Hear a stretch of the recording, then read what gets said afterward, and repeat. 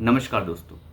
प्रधानमंत्री मोदी का एक नारा था, सबका साथ सबका विकास।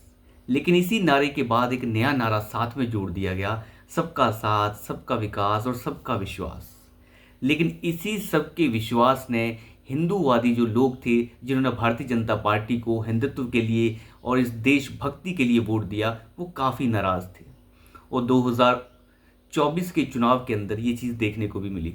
लेकिन अब प्रधानमंत्री मोदी इस नारे से परहेज करते हुए क्यों दिख रहे हैं? क्यों मोहन भागवत इस नारे से परहेज कर रहे हैं? क्यों योगी आदित्यनाथ इस नारे से परहेज कर रहे हैं?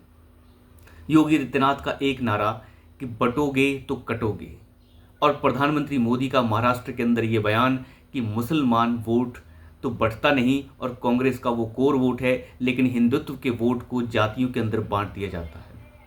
मोहन भागवत का ये कहना कि सब एकजुट हो जाएं। इन तीनों बातों के आखिर मतलब क्या है? आखिर सबके विश्वास से अब प्रधानमंत्री मोदी का विश्वास क्यों हट गया है? क्योंकि इन्हें पता चल गया है कि सबका विश्वास करते करते वो उन्हीं लोगों का विश्वास खो बैठेंगे जो उन्हें समर्थन देते हैं। और अगर आप उन्हीं का समर्थन आपसे छिन जाएगा तो आपके पास कुछ नहीं रह जाएगा। 2024 के चुनाव में जो 240 सीट आई हैं, वो केवल हिंदुत्व के कोर वोटर्स की हैं। तो उन्होंने प्रधानमंत्री मोदी का अंत तक ख्याल रखा। लेकिन अगर आप इसी रास्ते पर चलते रहे तो वो रास्ता आपके लिए हमेशा के लिए ख़त्म हो जाएगा। अगर आप दूसरों का विश्वास जीतते रहे, जिन लोगों का आपके ऊपर विश्वास ही नहीं है। प्रधानमंत्री मोदी ने कश्मीर के लिए बहुत कुछ किया, लेकिन कश्मीर के रिजल्ट ने यह बताया कि प्रधानमंत्री मोदी को मुसलमानों के वोटों से कोई मतलब होना नहीं चाहिए। क्योंकि मुसलमान को चाहे आप डेवलपमेंट दे दीजिए, चाहे उसके सामने थाली में परोस कर अपना सर रख दीजिए, उसे आपसे कोई मतलब नहीं। आप उसे चाहे बाथरूम दे दीजिए, उसे चाहे आप घर दे दीजिए, उसे उससे कोई मतलब नहीं। तो प्रधानमंत्री मोदी ने अब ये साफ कर दिया है कल के अपने बयान से कि मुसलमान वोट तो बढ़ता नहीं और यही कांग्रेस पार्टी का कोर वोट है, और हिंदुत्व को बांटने की कोशिश की जाती है जातियों के अंदर। मुसलमान से जातियां नहीं पूछी जाती, लेकिन हिंदुत्व से जातियां पूछी जाती हैं। और यही वो चीज़ है जो प्रधानमंत्री मोदी को ऊपर लेकर जाएगी। वो आखिरकार समझ चुके हैं कि किस तरीके से एजेंडाधारी जो है वो बाहर से एक एजेंडा चला रहे हैं। हरियाणा के अंदर मैं बताऊं, अगर ये चुनाव कांग्रेस पार्टी जीत गई होती तो अभी आपको दिल्ली के अंदर बड़े बड़े ट्रैक्टर और ट्रॉलियां दिख रहे होते। हुड्डा तो पहले ही कह चुके थे कि जैसे ही हम चुनाव जीतेंगे हम बॉर्डर खोल देंगे, और बॉर्डर खोलने के बाद दिल्ली में वो सारे गुंडे जो हैं, किसान नामक भेष के अंदर और खालिस्तानी भेष के अंदर, वो सारे गुंडे वहाँ पहुँच जाते और दिल्ली को बांग्लादेश बनाने की पूरी तैयारी कर ली गई थी। लेकिन वो हुआ नहीं। कांग्रेस पार्टी से लेके दूसरे बड़े इंडी गठबंधन के जितने भी बाहर बैठे आका हैं, वो इसी इंतज़ार में बैठे थे। लेकिन ये मंसूबे कामयाब नहीं हो पाए। हरियाणा की जनता ने इन मंसूबों को कामयाब नहीं होने दिया। लेकिन योगी आदित्यनाथ की ये बात कि बटोगे तो कटोगे, योगी आदित्यनाथ समझ चुके थे उत्तर प्रदेश के चुनावों के बाद कि जिस तरीके से उत्तर प्रदेश में हानि हुई है, वो हानि की वजह क्या है वो समझ चुके थे। अखिलेश यादव को इतना बड़ा फायदा कैसे पहुंचा वो समझ चुके थे, और अब वो वहीं पे वार कर रहे हैं जहां पे वार करना चाहिए। कल योगेंद्र यादव ने अपने जगह जगह इंटरव्यू दे रखे हैं, जगह जगह वो डिबेट के ऊपर थे, एक फर्जी किस्म का व्यक्ति।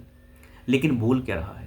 बोल ये रहा है कि किसान आंदोलन इसीलिए खड़ा किया गया ताकि कांग्रेस के लिए जगह बनाई जा सके, हरियाणा में जगह बनाई जा सके। उत्तर प्रदेश के अंदर आंदोलन इसीलिए खड़ा किया ताकि अखिलेश को फायदा दिया जा सके।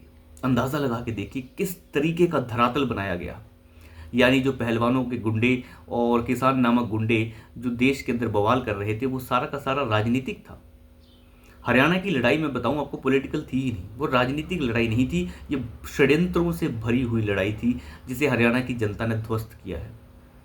और आने वाले वक्त में इसके रिजल्ट आपको देखने मिलेंगे, क्योंकि प्रधानमंत्री मोदी ने जो अपना रुख बदला है, ये रुख बता रहा है कि सबका विश्वास वाला रुख अब नहीं चल सकता। अगर आपने इसे चलाने की कोशिश की तो जिनका आपके ऊपर विश्वास है वो विश्वास भी आप खो देंगे। आपको सबका विश्वास जीतने के लिए वोट नहीं मिला है। आप विकास सबका कीजिए, मुसलमानों को राशन दीजिए, उन्हें घर दीजिए, सब कुछ दीजिए, लेकिन विश्वास जीतने मत निकलिए। आप जूते खाएंगे और रिजल्ट बहुत बुरा निकलेगा। और इस चीज़ को प्रधानमंत्री मोदी अब समझ चुके हैं, मुखर होकर बोल रहे हैं कि जितने भी एजेंडाधारी हैं और कांग्रेस के जितने भी चट्टे बट्टे हैं जो बाहर बैठे हैं, और साथ ही साथ इस देश की विरोधी ताकतें हैं जिसमें अर्बन नक्सल्स के बड़े बड़े गिरोह और गैंग हैं, इन शब्दों का प्रयोग किया है प्रधानमंत्री मोदी ने, गिरोह जैसे शब्दों का। अब वो सीधा टारगेट कर रहे हैं कि इस देश के अंदर घुसने की जो बाहरी ताकतों की कोशिश है उसे हम सफल नहीं होने देंगे। और मैं मानता हूं कि हरियाणा के अंदर अगर चुनाव पलट गया होता तो आज हरियाणा से होते हुए वो सारे किसान नामक गुंडे दिल्ली में प्रवेश कर कर वहाँ पे खालिस्तानी झंडे लगा रहे होते। और इसी चीज़ का तो इंतज़ार है इन सबको। राहुल गांधी गायब क्यों हैं? ये बेशर्म एक ऐसे व्यक्ति हैं जो कह रहे हैं कि हम तो इस चुनाव को मानते ही नहीं। सुबह के 10 बजे तक जब कांग्रेस पार्टी की 70 सीटें एग्जिट पोल जो शुरुआती रुझान थे उसमें दिख रही थी, तो कह रहे थे ये है जनतंत्र। कश्मीर के अंदर भारतीय जनता पार्टी को 29 सीटें मिली, कांग्रेस और एनसी को मिलाकर 48 सीटें मिली, तो कहते हैं ये जनतंत्र है। लेकिन हरियाणा में जो हुआ वो जनतंत्र नहीं है, वो घपलेबाजी है, वो तंत्र की जीत है। देखिए ये दोगले हैं, और दोगलों का मतलब ये होता है कि वो तोड़ना चाहते हैं, चाहे किसी भी तरीके से तोड़ें। तोड़ने के लिए वो हर तरीका अपनाना चाहते हैं। लेकिन प्रधानमंत्री मोदी अब मुझे नहीं लगता कि सबका विश्वास शब्द अपने मुंह से दोबारा बोल पाएंगे। और जिस तरीके से संघ ने भी इस चीज़ का समर्थन किया है कि अब बंटना नहीं है, अब इकट्ठे होना पड़ेगा। हालांकि संघ की भी अपनी दिक्कतें हैं, जो पहले चिल्ला रहे थे कि मोदी का अहंकार बढ़ गया, फलाना बढ़ गया और ये बढ़ गया, इनका अहंकार अब इन्हें ही भारी पड़ रहा है। मोदी का अहंकार नहीं बढ़ा है, अहंकार संघ का बढ़ गया है।